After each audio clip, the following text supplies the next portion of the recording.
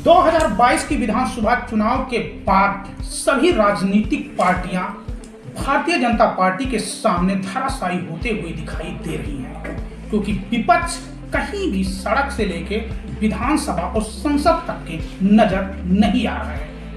किसकी खौफ है?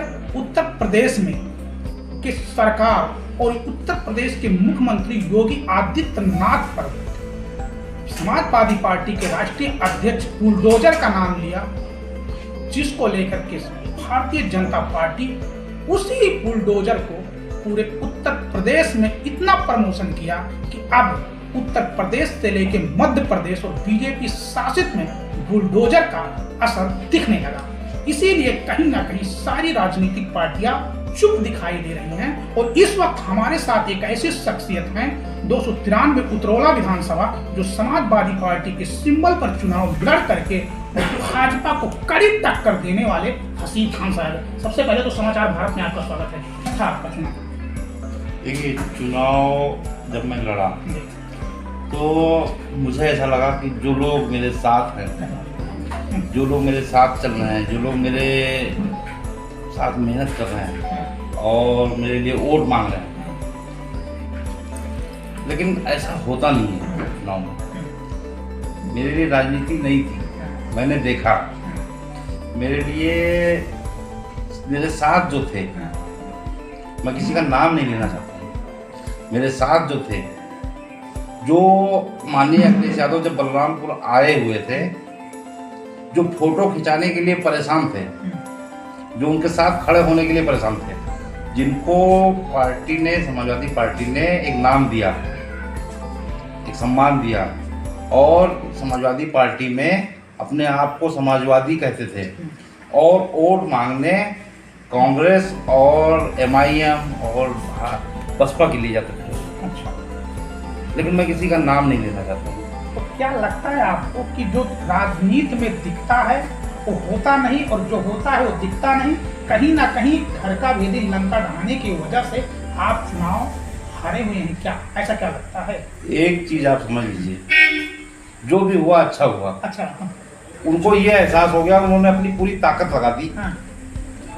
वो भी जानते हैं, उतरौला विधानसभा की जनता भी जानती है, कांग्रेस, MIM और जहां भी डाइवर्ट कराया, सारे लोग मिलके हसीब खान को हराने के लिए जो काम किया, फिर भी अपनी जमानत नहीं बचा पाए। और उतरौला की जनता को मैं हाथ जोड़ के फिर से धन्यवाद करता हूं कि उसने मुझे 65,000 वोट देके बता दिया कि हम चाहते हैं कि हसीब खान को कोई नया चेहरा आए, और जितने भी ये, देखिए मेरी लैंग्वेज में कहना सही नहीं होगा, नमक हराम या जो भी वर्ड, लेकिन मेरी नज़र में अगर मैं समाजवादी पार्टी की टोपी लगाता हूँ और वोट किसी और के लिए डाइवर्ट करता हूँ, तो मेरे लहजे में तो यही कहा जाएगा, भले राजनीतिक लहजे में वो चीज़ को सही ना माना जाए, लेकिन जिस पार्टी में रह के उसी के खिलाफ काम करना, फोटो खिंचाने के लिए, स्टेज पे चढ़ने के लिए मरे जा रहे थे लोग, फोटो खिंचाने के लिए मरे जा रहे थे, और जब वोट पार्टी के लिए वोट मांगने का टाइम आया तो कोई कांग्रेस में डाइवर्ट करा रहा था, कोई MIM में डाइवर्ट करा रहा था, कोई BSP में डाइवर्ट करा रहा था। कम से कम उतरौला की जनता ने बता दिया कि गद्दारों, तुम्हारी औकात सिर्फ और सिर्फ, सबकी मिला के सारे गद्दारों की औकात 24,000 होगी। जिसको आप गद्दार कह रहे हैं हसीब भाई, वो एड़ी से चोटी लगा दिए, चाहे MIM हो चाहे कांग्रेस में ट्रांसफर करने के लिए। अरे उनकी तो जमानत जब्त हो गई और आप कह रहे हैं। मैं बता तो रहा हूँ, सारे गद्दारों की औकात मैंने दिखा दिया है, सारे गद्दारों की औकात, सारे गद्दार मिल के 24,000 वोट डाइवर्ट करा पाए। 2022 का चुनाव लड़े, 65,000 से ऊपर आपने वोट पाए, 2027 विधानसभा। क्या तैयारियां हैं? अब आपने पहले चुनाव लड़े, आपने यहाँ के जनता में गए, जनता से आपने सीखा, जो आपके साथ थे उनको भी आपने नापा तोला सीखा। अब 2027 की आपकी क्या प्लान है? 2027 में अगर मैं निर्दलीय खड़ा हो जाऊं तो मुझे इतना पता है कि 1.5 से 2 लाख वोट से कम नहीं मिला।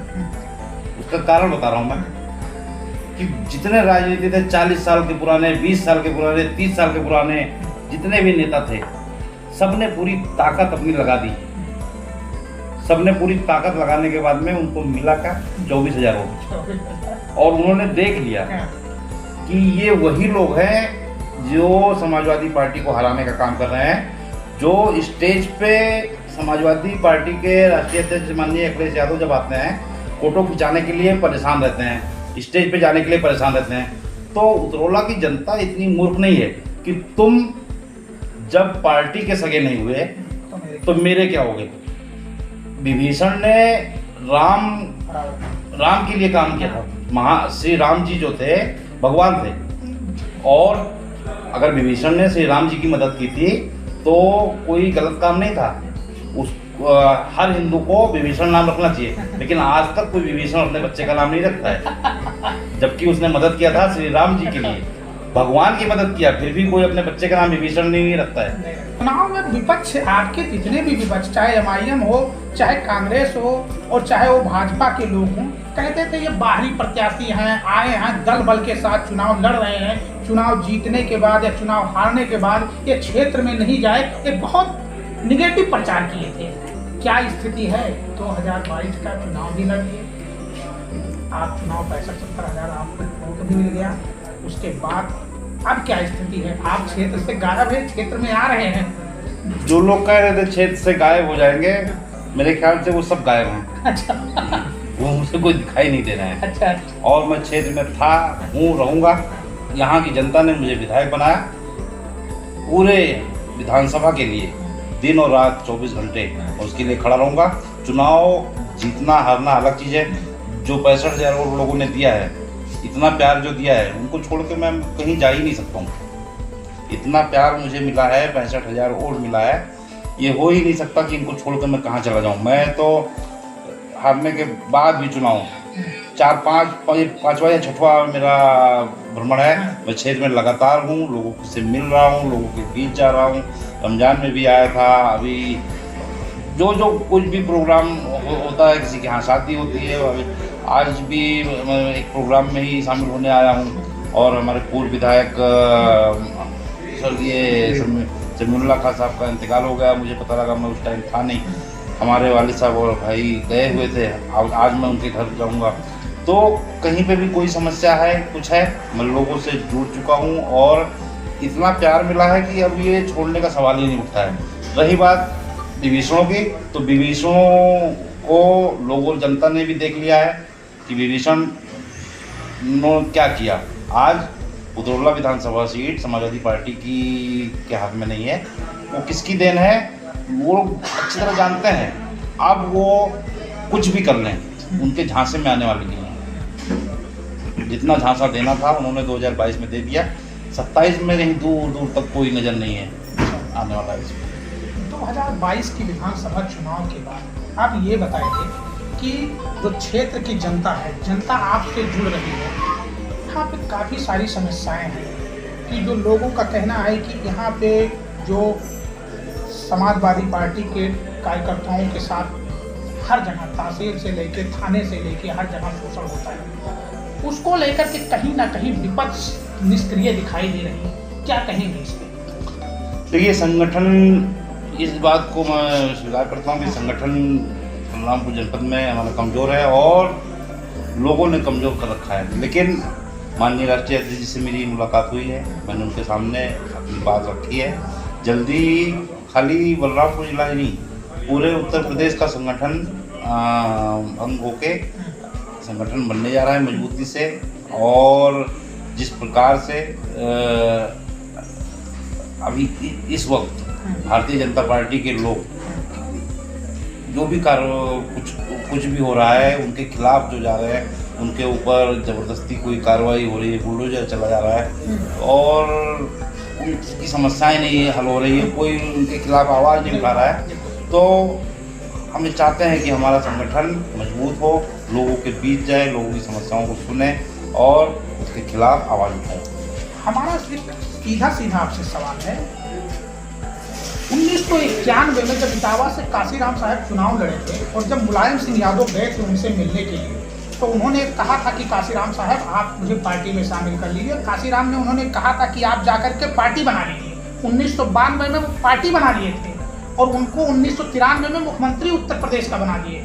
काशीराम साहब एक बात कहते थे, जिसकी गैर राजनीतिक संगठन नहीं मजबूत होता है उसकी राजनीतिक संगठन कभी मजबूत और कभी सक्सेस नहीं हो पाता है। हमारा सीधा सीधा सवाल है, बीजेपी का जो गैर राजनीतिक संगठन आरएसएस है वो मजबूत है, उसके बदौलत बीजेपी उत्तर प्रदेश चाहे केंद्र में आती है, चाहे समाजवादी पार्टी हो, चाहे बसपा हो, चाहे कांग्रेस हो, इनकी गैर राजनीतिक संगठन जमीन के स्तर पे है ही नहीं है। उसको कैसे आप मजबूत करेंगे?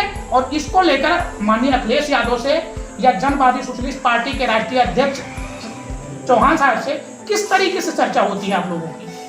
देखिए, आरएसएस बहुत पुराना संगठन है और ये सच्चाई इसको बोलना भी चाहिए कि ये सच है कि आरएसएस से ज़्यादा मेहनत कोई और संगठन नहीं कर पा रहा है और वो गाँव में, घरों में जाकर जिस तरह से काम कर रहे हैं उतना हमारे पास मजबूत संगठन नहीं है। लेकिन अगर बीजेपी से लड़ना है तो हमको भी उन्हीं के हिसाब से अपने संगठन को उसी तरह से मजबूत करना पड़ेगा। आपके पार्टी का उद्घाटन हुआ था, उसमें मैं मौजूद था। आपके राष्ट्रीय अध्यक्ष अखिलेश यादव जी से मैंने सवाल भी किया था चुनाव से पहले कि माननीय अखिलेश जी, चुनाव से ग्रामीण स्तर पे, गांव स्तर में श्रम कार्ड बनना है और उस श्रम कार्ड में पैसा बांट करके भाजपा और वोट खरीदने का काम करेगी और आपके वॉलंटियर, आपके लोग क्या कहेंगे? उन्होंने मुझे धन्यवाद भी कहा था, उस वक्त आप भी मौजूद थे, लेकिन उस पर भी लागू काम नहीं हुआ। कहाँ मजबूत हो सकती है बताइए? देखिए, चुनाव है, राजनीति है, जीत हार हमेशा लगा रहता है, लेकिन कहीं पे हारने की वजह से प्रयास करना बंद नहीं कर सकते हैं राजनीति में। अब हम अपनी तरफ से पूरी कोशिश कर रहे हैं और जनता के बीच जाएंगे, जो भी उनकी समस्याएं उनको सुनेंगे और उसके खिलाफ, सरकार के खिलाफ आवाज़ उठाएंगे। आज डीजल इतना महंगा हो गया है, पेट्रोल इतना महंगा है, बेरोजगारी चरम पे है, महंगाई इतनी बढ़ी हुई है। चलिए ठीक है, अभी जनता को भी धर्म के तड़के में लाल है, वो भी मजा आ रहा है, देखते हैं कितना दिन और मजा आता है। नहीं, यही भाजपा में आपसे तीखा सवाल है। यही भाजपा जब सत्ता में नहीं रहती थी, कांग्रेस, महंगाई, बेरोजगारी जब होती थी तो गैस सिलेंडर सर पे रख करके, फूलों का माला लेकर के दुनिया भर का रोड पे उतरती है। क्या कारण है आज जो उत्तर प्रदेश में, पूरे भारत में गैस, पेट्रोल, डीजल, हर चीज चरम पे महंगाई, फिर भी विपक्ष नाकाम है? ये कमी तो है विपक्ष में कि विपक्ष एकजुट नहीं है। इसी वजह से भारतीय जनता पार्टी को इतनी मजबूती मिली है कि विपक्ष कमजोर है। विपक्ष अगर मजबूत होता तो आज इतना जिस प्रकार से हो रहा है ये सब चीज़ें ना होती। लेकिन ठीक है, एक समय होता है, सभी का समय होता है। एक समय था, कांग्रेस का भी था, उसके सामने कोई विकल्प, कांग्रेस के अलावा कोई लोगों के पास विकल्प ही नहीं था। सबके समय होते हैं और सबका अंत भी होता है, तो आएगा समय, सबका आएगा। सवाल आपको, आप जनवादी सोशलिस्ट पार्टी के प्रदेश उपाध्यक्ष थे, आपको समाजवादी पार्टी से टिकट मिला, क्या समाजवादी पार्टी में ही रहेंगे? समाजवादी पार्टी के हसीब हो गए कि अभी जनवादी सोशलिस्ट पार्टी के प्रदेश उपाध्यक्ष ही है? देखिए, समाजवादी पार्टी, जनवादी पार्टी लगभग एक ही है, ठीक है। और रही बात समाजवादी, मेरी बात, मैं अपनी बात कह सकता हूँ कि मैं तो समाजवादी पार्टी के सिंबल पे चुनाव लड़ा था, ठीक है, और मेरी विचारधारा वो समाजवादी विचारधारा है और हमेशा से समाजवादी विचारधारा थी और गठबंधन था, इसलिए जनवादी पार्टी का मैंने ज्वाइन किया था और प्रदेश उपाध्यक्ष का बनाया गया मुझे।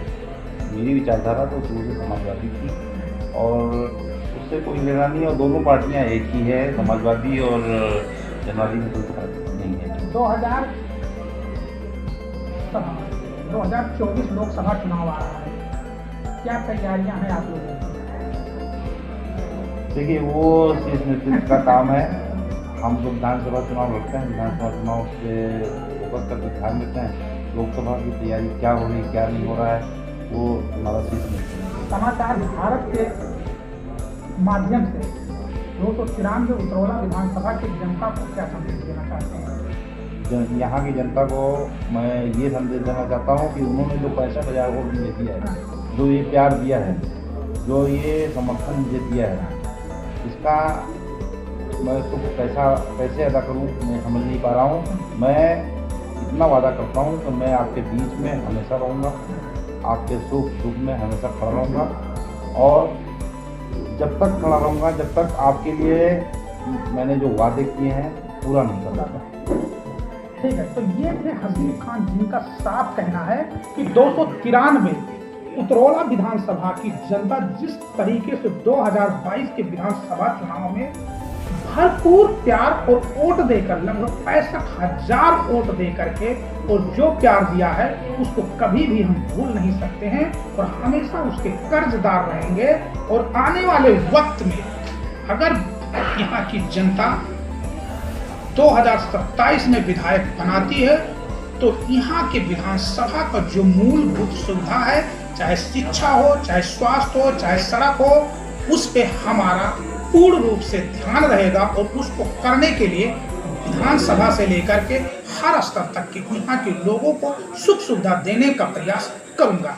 अब देखना है कि आखिर में 2024 का लोकसभा चुनाव आ रहा है, जो विपक्ष की पार्टियां हैं वो कहाँ खड़ी हैं, ये तो आने वाला वक्त ही बताएगा। रह गई बात हसीब खान, तो हसीब खान का साफ कहना है कि 2022 का हम साइकिल से चुनाव लड़े थे और जनता के बीच में थे, आज भी जनता के बीच में हैं और जनता के बीच में रहेंगे। उनके सुख और दुख में हमेशा शरीक होते हैं और जो भी लोग 2022 के विधानसभा चुनाव में भविष्य का काम किए हैं उनका चेहरा सबके सामने उजागर हो गया है। मिथिलेश कुमार, समाचार भारत, उतरौला, बलरामपुर।